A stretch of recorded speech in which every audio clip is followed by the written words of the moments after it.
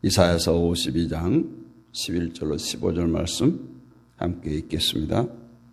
너희는 떠날지어다 거기서 나오고 부정한 것을 만지지 말지어다. 그 가운데에서 나올지어다. 여호와의 기구를 매는 자들이여 스스로 정결하게 할지어다. 여호와께서 너희 앞에서 행하시며 이스라엘의 하나님이 너희 뒤에서 호위하시리니 너희가 황급히 나오지 아니하며 도망하듯 다니지 아니하리라. 보라, 내 종이 형통하리니 받들어 높이 들려서 지극히 존귀하게 되리라. 전에는 그의 모양이 타인보다 상하였고 그의 모습이 사람들보다 상하였으므로 많은 사람이 그에 대하여 놀랐거니와 그가 나라들을 놀라게 할 것이며 왕들은 그로 말미암아 그들의 입을 봉하리니 이는 그들이 아직 그들에게 전파되지 아니한 것을 볼 것이요 아직 듣지 못한 것을 깨달을 것임이라. 아멘. 기구를 매는 자라는 제목으로 함께 은혜를 나누겠습니다. 우리나라의 봄, 가을 보면 많은 축제들이 있죠. 어찌 보면 지자체별로 경제 회생을 위해서 또 경쟁적으로 이렇게 많은 축제를 벌이고 또 거기에 저마다 자신들이 어떠한 일조를 하기 위해서 참여를 하기도 하고 또 많은 구경꾼들이 모여들기도 합니다. 그럼에도 불구하고 사람들은 저마다 자신의 생활 환경에 무한한 관심을 갖고 있으면서 자기 위주의, 자기 중심의 삶을 살아갑니다. 그렇게 열심히 일하고 경쟁하고 돈을 벌어보고자 하는 것도 사실은 좀 더 편하고 살기 좋은 환경을 만들어보고자 하는 열망 때문에 그렇습니다. 여러분, 고생하며 사는 것을 누가 좋아하겠습니까? 먹고 싶은 것 마음껏 먹고 입고 싶은 옷도 마음껏 입고 여기저기 마음대로 놀러 다니면서 그냥 내가 하고 싶어 하는 것 하면서 살고자 하는 것이 인간들의 꿈입니다. 그리고 그 꿈을 이루기 위해서 필요하고 필요한 돈을 위해서 열심히 수고를 합니다.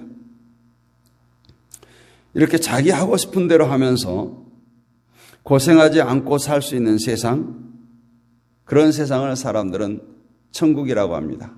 그래서 좋은 곳에 놀러 가거나 좋은 사람들과 어울려서 좋은 것을 먹을 때 천국이 따로 없네, 이런 농담을 하기도 합니다. 그 천국이 자신에게 이루어지기를 꿈꾸며 살아가는 많은 사람들, 따라서 사람들이 꿈꾸는 천국은 어찌 보면 성경에서 말하는 천국과 정반대되는 자신들의 욕망의 완성체, 욕망이 이루어진 그 순간을 말합니다. 인간들이 소망하는 모든 욕망이 제공되는 나라, 그 나라가 바로 인간들이 꿈꾸는 천국이죠. 그래서 인간이라면 누구라도 천국을 좋아하고 죽어서라도 천국에 가고 싶어 합니다. 그것은 복음과 예수님과 상관없이 모든 인간의 소망인 거예요. 비록 내세의 천국을 믿지 않는다고 해도 현세에서라도 자신이 꿈꾸는 그 천국과 같은 삶을 이루기 위해서 열심히 살아갑니다. 그런데 교회에서 바로 그러한 천국을 하나님이 준비해 놓으시고 그 집에 들어갈 사람을 모집하는 식으로 가르치고 있다라는 거예요. 최후의 순간까지 자기를 위한 종교, 자기를 위한 하나님, 자기를 위한 천국으로 착각하도록 만들어가고 있다라는 거예요. 그래서 천국은 간다라는 개념이 아니라 내가 나왔다라는 개념으로부터 출발해야 돼요. 그런데 현재 교회들은 나왔다는 개념은 이미 잊어버리거나 삭제해버린 채 우리는 간다, 우리는 천국에 간다, 이것만 강조하기 때문에 구원의 참된 의미가 뿌리채 흔들리고 있다라는 것입니다. 내가 어디론가 가기 위해서 그 있는 자리를 박차고 떠나야 하지 않아요? 천국이 그와 같은 이치예요. 천국에 가기 위해서는 내가 현재 있는 자리에서 일어나야 하고 떠나야 된다라는 겁니다. 그런데 사람들은 자신이 있는 그 자리에서 그대로 살다가 어느 날 갑자기 천국에 짠 하고 공간 이동을 하는 것처럼 되어지기를 바라는 거예요. 그런데 하나님은 이러한 천국을 약속하지 않았어요. 오늘 11절에 보면 너희는 떠날지어다 떠날지어다, 거기서 나오고 부정한 것을 만지지 말지어다, 그 가운데서 나올지어다, 여호와의 기구를 매는 자들이여 스스로 정결하게 할지어다. 오늘 여호와의 기구를 매는 자들에게 떠나라고, 나오라고, 부정한 것을 만지지 말라고, 정결하라고 말씀하고 있죠. 이스라엘 백성에게 떠날지어다, 그 가운데서 나올지어다, 이러한 말을 반복적으로 하고 있습니다. 즉 옛날 구약시대나 지금이나 예수 그리스도를 믿고 신앙생활을 한다는 것은 현재의 자리에서 떠나야 되고, 죄악의 자리에서 떠나야 되고, 회개의 자리에서 나와야 된다는 거예요. 떠날지어다, 나올지어다라고 말하는데 이스라엘 백성이 떠나야 하고 나와야 할 자리가 어디입니까? 바로 바벨론의 포로된 자, 그 포로된 자리예요. 바벨론은 그냥 강대국을 의미하기도 하지만 성경적 영적 의미로 보면 세상 나라예요. 많은 사람들이 부러워하는, 힘을 가진, 많은 약속들을 지배했던 강대국. 따라서 세상으로 종으로 살고 세상에 매여 살았던 그 자리에서 떠나고 나와야 하는 것이 바로 이스라엘의 구원인 것입니다. 그러면 이스라엘은 바벨론에 매여 살았던 자리에서 떠나서 어디로 가야 될까요? 그것이 바로 오늘 11절에 여호와의 기구를 매는 자여, 이 말 속에 포함되어 있어요. 여호와의 기구는 바로 하나님의 법궤를 의미합니다. 그렇다면 이스라엘 백성들이 법궤를 메고 가야 할 장소가 어디겠어요? 어디입니까? 하나님의 성전이 있는 곳. 이스라엘은 당연히 시온산을 향해서 가야 했던 겁니다.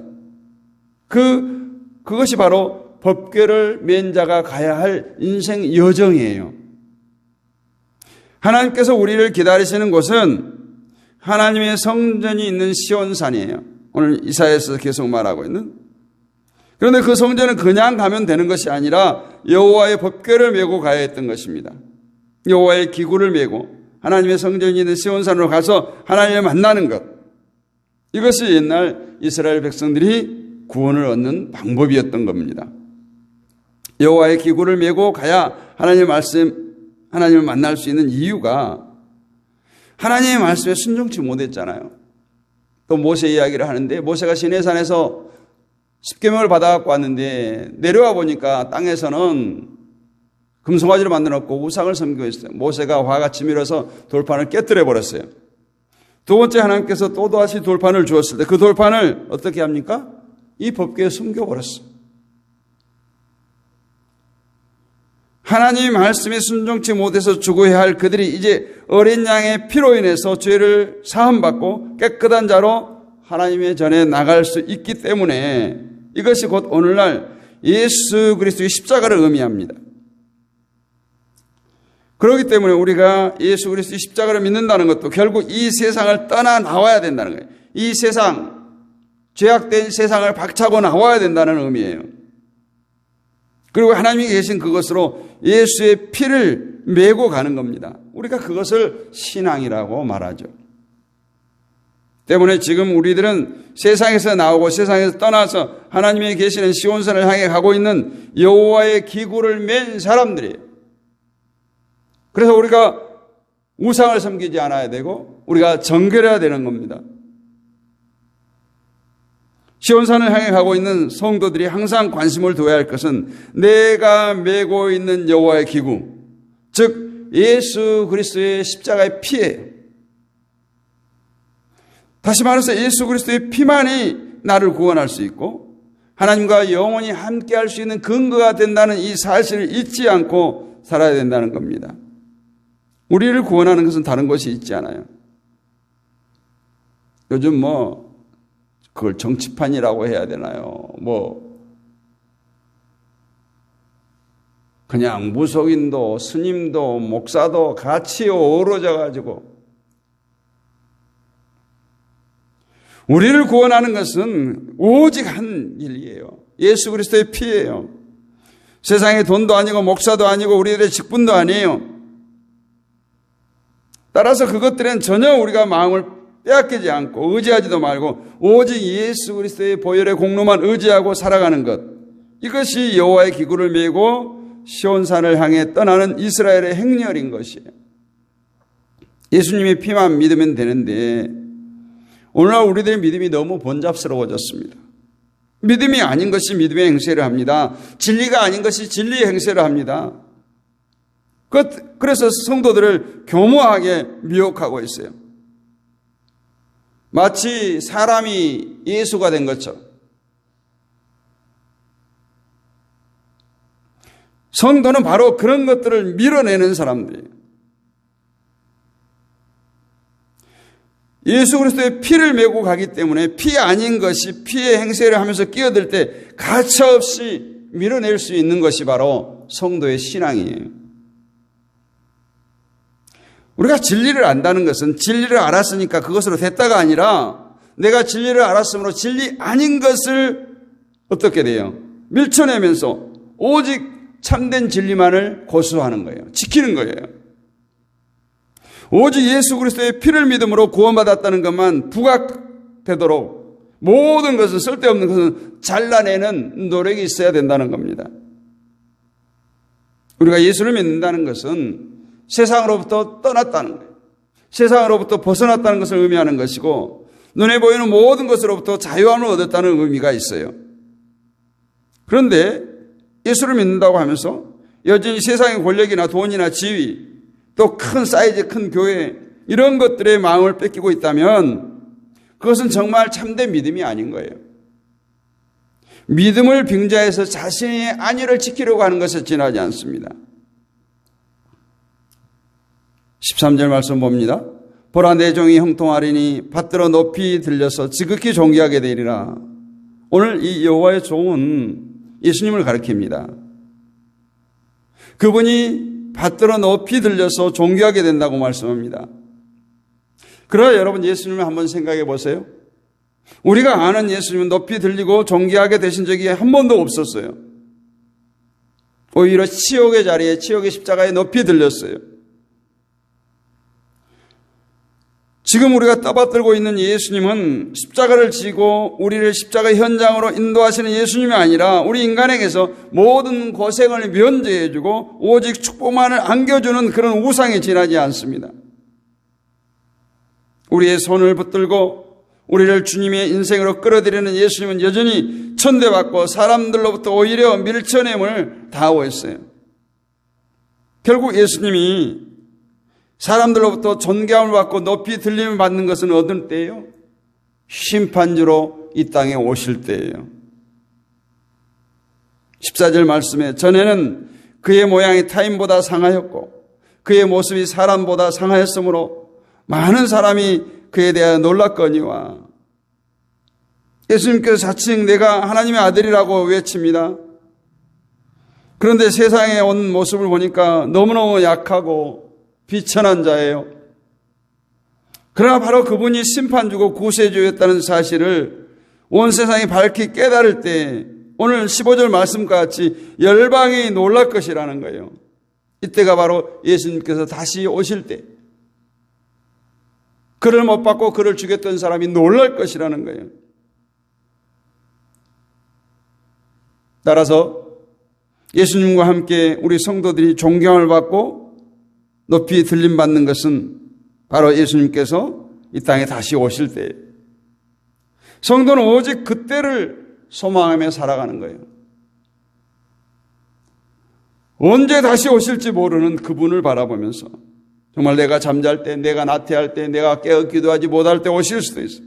내가 병들었을 때 때 오실 수도 있어요. 내가 이 땅에서 실패했을 때 오실 수도 있어요.